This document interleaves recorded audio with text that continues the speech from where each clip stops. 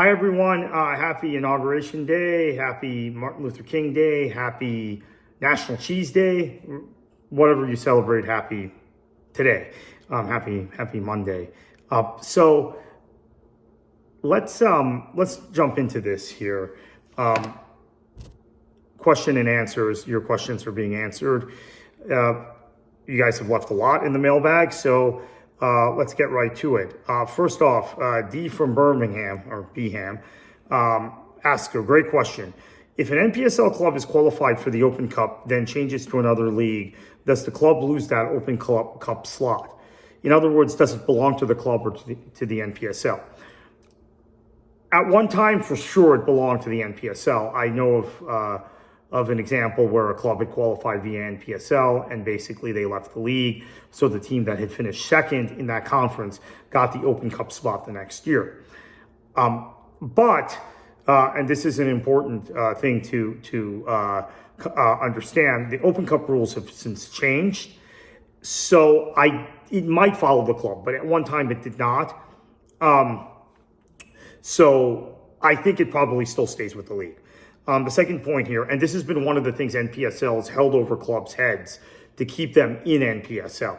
Second question, are there clubs that pay every player but aren't considered professional because they are not in a D3 league? For example, does a team like Annapolis pay players, and are there rules in place to prevent professional teams from participating in leagues like UPSL, NPSL, USL2, etc.? Simple answer, no. There are no real rules in place for that. They're technically, I guess, where the rules come in are NCAA rules in terms of, and those have even changed with NIL, etc. The last few years, where amateur players can't play necessarily with full professional players, except for a certain number of games per season. Now, I would mention there are fully professional teams. There have always been, maybe not always, but at least in the last 10 years, there have been fully professional teams within the UPSL and NPSL structures. USL League 2, by its very nature and its rules in terms of youth, make it very difficult to operate a fully professional team in that league. But in UPSL and NPSL, they do exist. And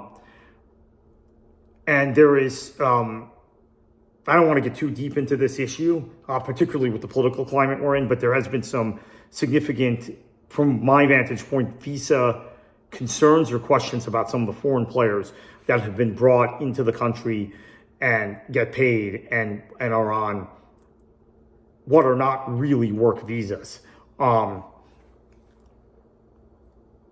in NPSL and UPSL and in regional amateur leagues. So yes, there are fully professional teams. The rule has been effectively you have fully professional teams or fully amateur teams. Guys get paid under the table a lot. Guys end up getting set up with other youth clubs, etc. So yeah, to make money. So yes, there are professional players. Juan Lafong asks, in relation to NISA and NPSL, question by others, are there any clubs in those leagues in negotiation with the USL to move over? Any good candidates based on financial community support and a stable venue? Yes, there are several NPSL clubs that are going to move over to USL League 2 that have not been announced yet. We're going to get into the Hitchcock clubs in another question in a little bit. But there are several that have not been announced yet. NISA clubs right now do not. There are various reasons they would not be in USL. I think the last desirable NISA club for USL moved over last season, which was Flower City Union. Now, Maryland Bobcats, you hear a lot about. I think they can be in USL, but they need to get their financials stabilized, and I think they'll do that this year in the East Coast Premier League, and maybe in 2026 they have a shot at USL or MLS Next Pro. I suppose technically LA Force, with Bob Freeland owning them, would be a candidate to join some USL league, but I don't think he really is kind of the financial muscle behind NISA, so I don't think we're going to see him in USL. Support Local Soccer asks, one, is NISA cooked? I don't think NISA is cooked yet. Should they be cooked is another issue. Should they be done is another issue. I think the soccer business itself is hurt by the number of club failures there are out there and some of the rule skirting that we've seen going on. But I do think for the American player and for development of this sport, you want a truly independent league that has professional status outside of the MLS or USL ecosystem. So I'm pulling for NISA. I don't think they're cooked. I think they've got a plan that they're going to reveal in the next few weeks to try and continue in 2025 with their professional third division as well as their NISA Nation, which is an adult amateur league. But I do think it's just churn and burn at this point. And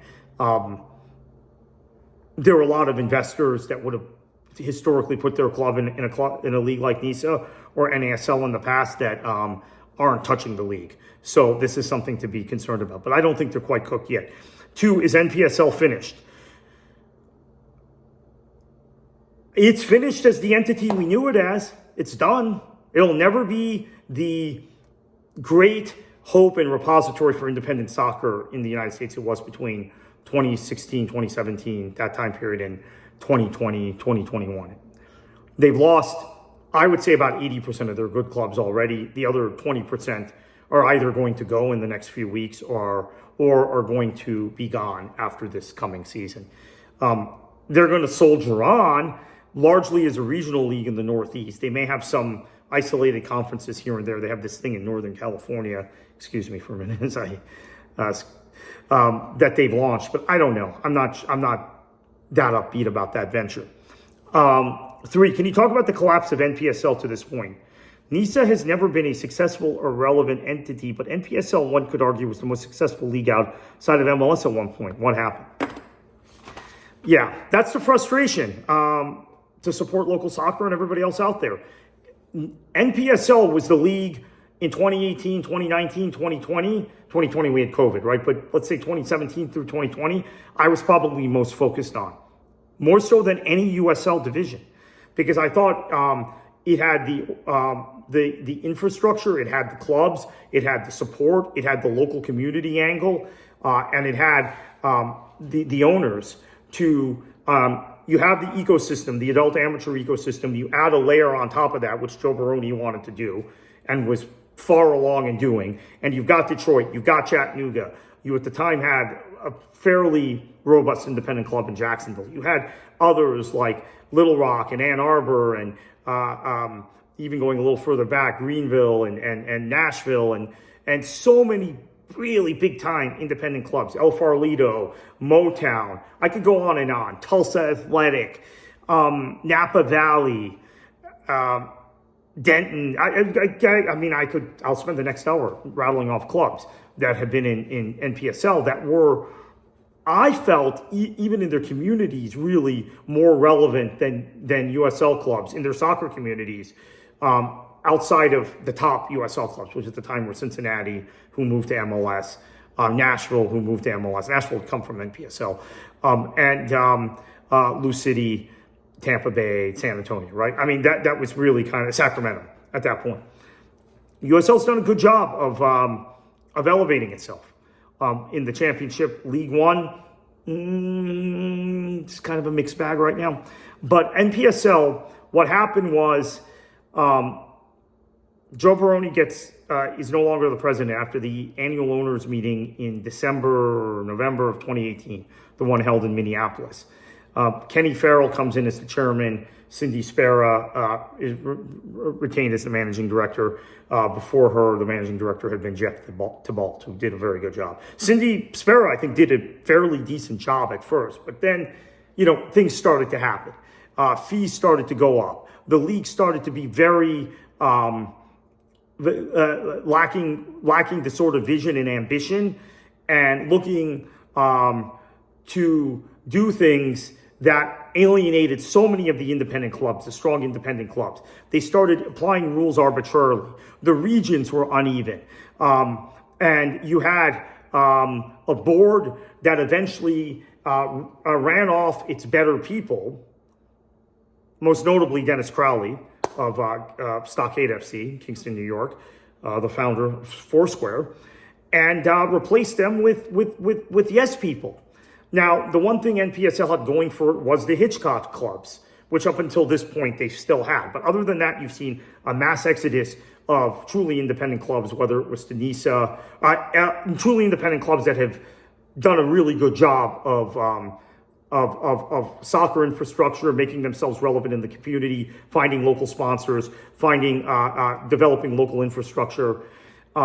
You've seen an exodus of those clubs to USL League Two or NISA, or regional leagues. You've even seen some go into Midwest Premier League, GCPL, East Coast Premier League, those sorts of entities.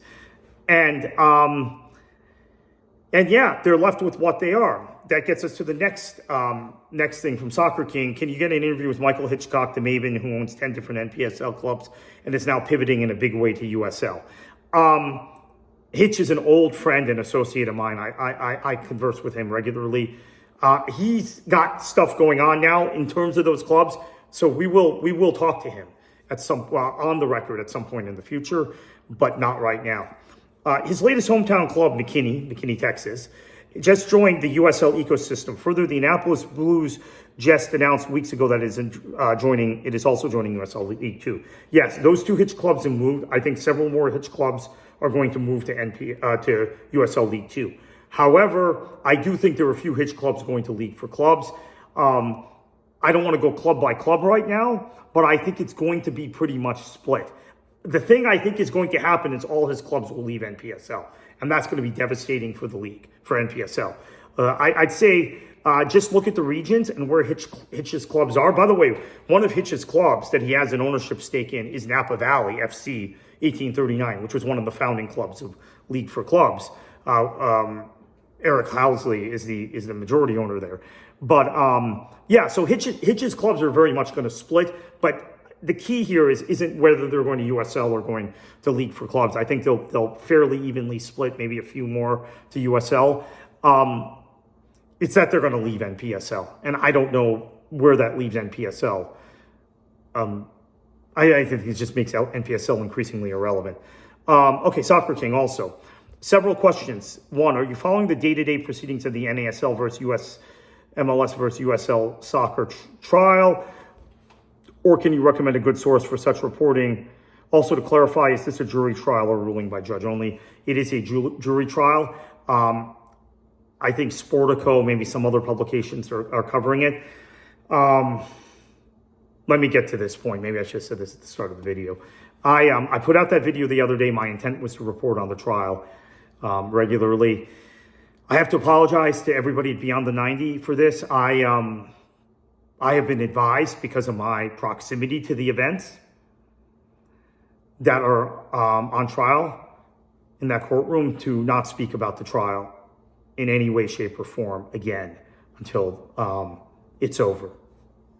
That's legal advice I've gotten. I can choose to violate it if I want, but I am not going to put myself at risk. So other Beyond the 90 writers can talk about it. Basic questions like, is it a jury trial or a ruling by judge, I can answer, but I've been given... I did not take that video down, by the way. I put it out. I don't think there's any point in taking it down. People have seen it. But I've been advised by counsel to not say anything else about the trial because of my own connection to some of the things that are being talked about, many of the things that are being talked about in the courtroom. This is where I'll admit it's been a little bit difficult to jump from one side of the desk to the other, as I have throughout much of my soccer career, right? My career the last 20 years. Okay, so can't answer that, unfortunately. 2, what's your view of the MLS Next Pro versus USL League One battles? You sense one or the other is getting more traction or success. What has been the ramifications of MLS NP cutting loose players older than 21-ish this recent season? I think that's going to be a big boon for League for Clubs, potentially. I think what you're going to see is some of those MLS clubs. We've already seen FC Dallas do it with their U23s. I think there are going to be more that put U23 teams. I can tell you Orlando City and DC United are two more clubs that, if League for Clubs can build out in their region, they're going to take those players that are now out out of Next Pro and put them in, or put out of MLS Next, I should say, and put them in a U23 team. There will still be over 23 players in Next Pro, but I think that there's a league there's a need to get them games outside of MLS Next pure academy league competition and MLS Next Pro, which doesn't have enough independent clubs right now. Right now, USL League One has the upper hand. I do not know that that will continue. I have a number of reasons to believe MLS Next Pro may get back into this game in the next year or two, related to the cost structure around MLS League One and if it's sustainable as more and more clubs come in and the geographic dispersion is not very advantageous. But MLS Next Pro needs to get a couple more independent clubs in. Jacksonville needs to work. Cleveland needs to work. Carolina Core and Chattanooga. The Connecticut team needs to really be successful. They need to get the potential team in Albany, New York over the line. I would be talking to Flower City Union, although I think people in Rochester have already been burned by MLS Next Pro and may not want to go there. But I do think there's an opportunity for MLS to turn this around. Right now, USL is ahead. This is the final question. Any interest in attending the U.S. Soccer Coaches Convention? Question mark. There is no U.S. Soccer Coaches Convention. There is a United Soccer Coaches Convention, which is a different organization, not always on the same page as U.S. Soccer. I typically attend. I have not attended the last few years. I was going to go this year to Chicago. I did not. I say it every year. I'm going to go next year. But I've gone to 1, 2, 3, 4, 5, 6, 7, 8, 9, 10. I've gone to 10 coaches conventions in my lifetime. It's like our Consumer Electronics show. It's ironic because it goes on kind of the same week, same time, but it's our CES if you're a soccer fan. It's the biggest event of the year in soccer. I didn't go this year. They moved it up a week this year and caught me off guard. Actually, I was planning. It's usually this Martin Luther King weekend, but it's fantastic. Do you sense? I wonder what the vibe there is, such as MLS v USL, NWSL versus USL Super League. MLS pulled out of the coaches convention a number of years ago, and at that point, I was concerned the coaches convention was going to die. And I remember going to the next coaches convention the next year, which was in I think it might have been in Baltimore, and writing a story for World Soccer Talk at the time that, hey, nothing has changed, right? This convention is still, we don't have the MLS discussion going on, but soccer, this shows you how strong soccer is in the country without MLS. MLS, there are fans and there are pundits and media people, media propagandists, if you want to call them that act like MLS is everything and the game will die if MLS is gone. Walking around those two coaches conventions after MLS pulled it out, the two I've gone to since MLS pulled out. So 8 of the conventions I attended were while MLS participated. It's still huge. MLS not being there just gives everyone else more time. Is there equal representations in talks and interest from each of those leagues? Okay, so on NWSL versus USL Super League, and USLW League and WPSL, I think there's a lot that's going to change potentially based on what the Biden administration did on their way out with the Department of Education and NIL related to Title IX. So we got to watch that space. Things could change really quickly in the women's game because of that. MLS versus USL. Most of the people at the coaches convention that I've talked to that went feel like MLS has an upper hand in terms of youth soccer and the MLS Next growth, ECNL, that sort of stuff, that USL's academy is way behind. In terms of the pro game, I think very much the feeling is USL has been the more successful league the last year in terms of the competition. But as I said in answering the previous question, that could change in a year or two if USL does not find a way to control its costs. So everybody, thank you for this. We're going to do this more regularly now that I've figured out the video thing on Substack. This is going to be a regular feature of Beyond the 90. Thank you for your patronage. Thank you to all our writers, and continue reading all our writers and all the great content they're putting out. And again, I'm sorry about the antitrust trial. I've been advised that I should not speak about it any longer. If things change, if I get, clearance from counsel, then I'll be happy to, but I apologize about that. So, no more questions on that, unfortunately, but everything else is fair game. Keep sending your questions. I'll answer them in written comments until we do another video like this.